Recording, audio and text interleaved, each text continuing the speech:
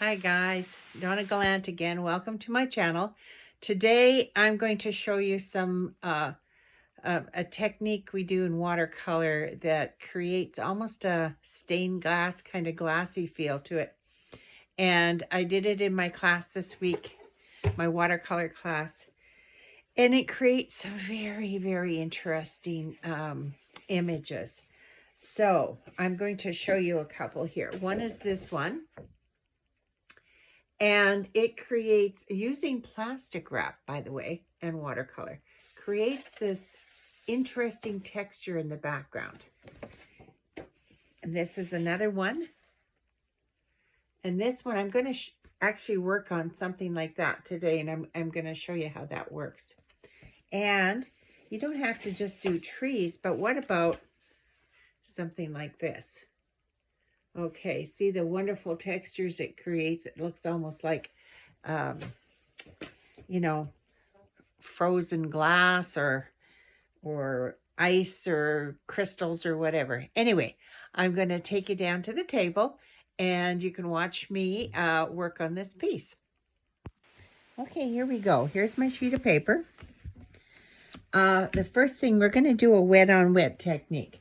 Anybody that understands watercolor will know what a wet on wet technique is. We're going to use the smooth side of the paper. I did one earlier and I did it on the rough side. So I always wet this twice because you got to make sure that this is really wet. So I'm going to let that sit for a minute. And while it sits, I am going to grab my palette here and mix up my colors I'm going to use. So let's see. I think I want to use a red, so I'm going to use alizarin crimson here. So I want to get everything ready. So I want this pretty fluid. I'm going to use 2 colors to start with. And then I'm going to go over to a ultramarine blue. Okay. There we go. Aren't they beautiful colors? I just love colors. Okay, now let's do our second application of water. Notice I taped the edges down here. It's just another way of keeping your paper flat instead of taping it onto a surface. If you tape the edges down, you can remove the tape after it's dry, and it'll be quite flat. Like this piece, I did that way. And see, it's really flat. So it works just as good. Okay, now I'm going to start dropping color in to my my paper. See, look what happens. Just wonderful the way it flows around. I'm also going to manipulate my paper by moving it as well. I want to get some intensity here, so I'm going to really just let some of this really soak in. There, I want that. Okay. Now, let's get some of the nice red in here. Look at that. Look how it pushes it around. Wet on wet is such a fun technique. Now, let me just move it around a little bit. And I don't mind if it drips down. That's why I've got the paper there. Okay. I will also soak it up because you don't want to have it back wash on you, what they call, you know, cauliflower kind of stuff there. Oh, I've got such nice colors there. Wow. And you know, watercolor always dries darker. So now I have a piece of plastic wrap. And when I apply it on here, I think it's ready. When I apply it on here, I want to have it crinkled because I want to create that sort of stained glass or that broken ice kind of look. Look at this. Isn't that beautiful? Look what's happening just by putting it down. By the way, this technique also works with acrylics. Mind you, it should be on a gessoed background or a canvas or something, but it works just wonderful. Look at how it's splitting up there. Okay, this is one way. You can let it dry just the way it is. Some people even put a little salt on before they do this to get a different effect, but I'm not going to do that. But now I'm going to get a third color. And I think I just might go for a,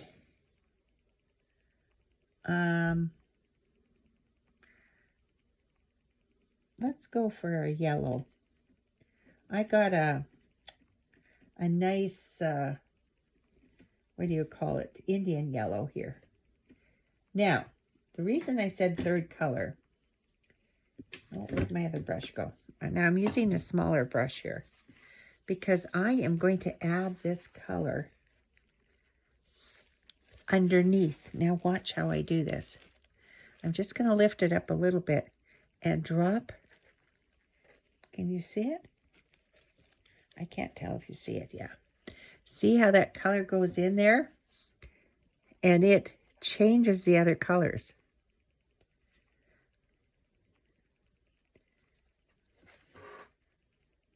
Look at that. And you can let it flow down. Look how it's changing things in here. That is just incredible. I think it's quite marvelous. Now, I'm going to add a little more over here.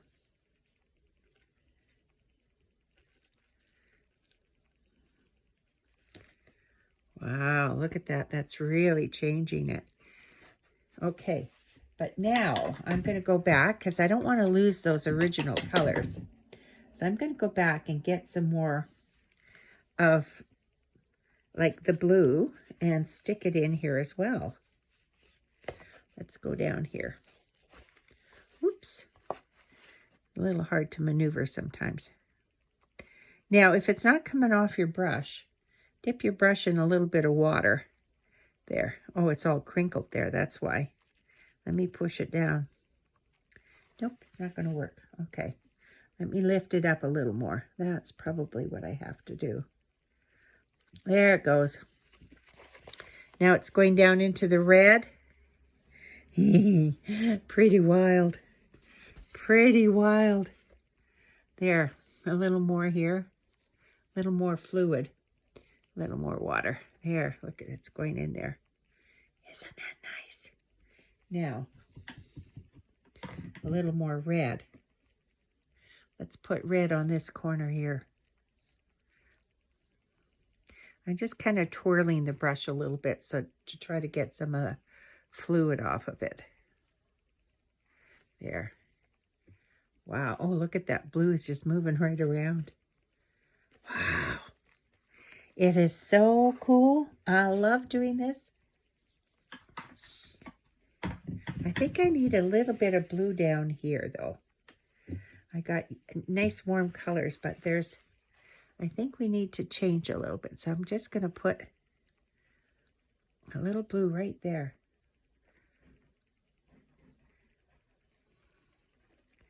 Just to break that red up a bit.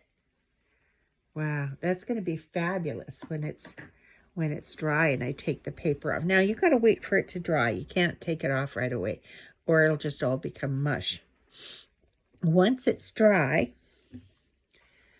like this, this is still a little bit damp. This is the one I did earlier. And I used a yellow and a blue and a sienna on here. Now, is it dry enough for me to take off? Yeah. I dried the back of it. There we go. Look at that.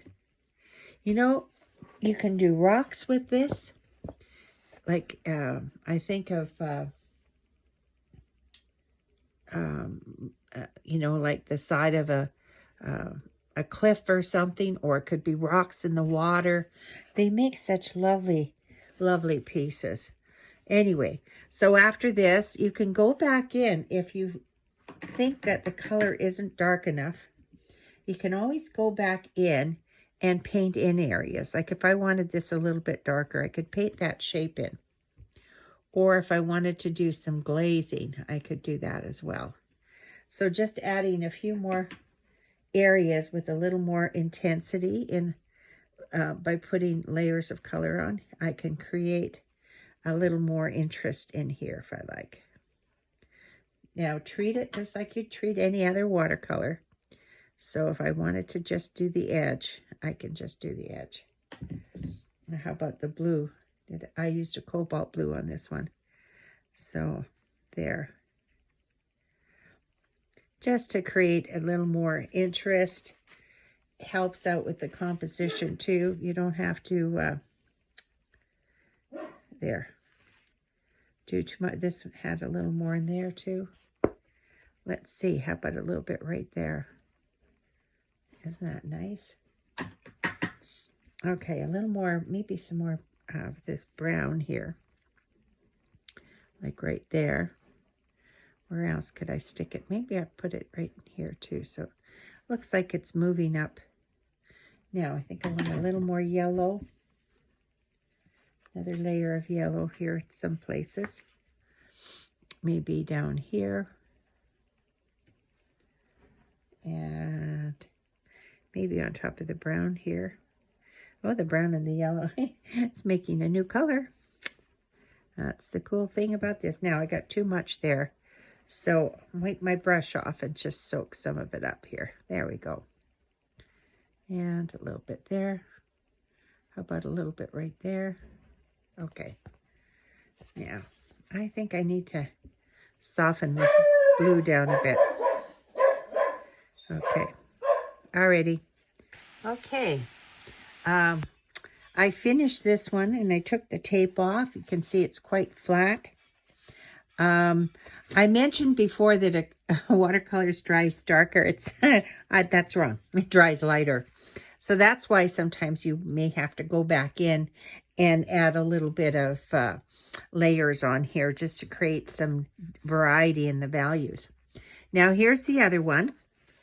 This one I haven't done anything else to, but I can go back in and I might, because some of this area dried a little bit lighter and a little more mooshed together. So I will probably come back in and just paint a little bit of value change in it as well. So you'll see it afterwards. Well, I hope you enjoyed that. I hope you guys try this. If you enjoy watercolors, you will really like this technique. It is fun, easy, but you have to be a little patient, you know. Anyway, if you like it, press the like button, and we'll see you again soon.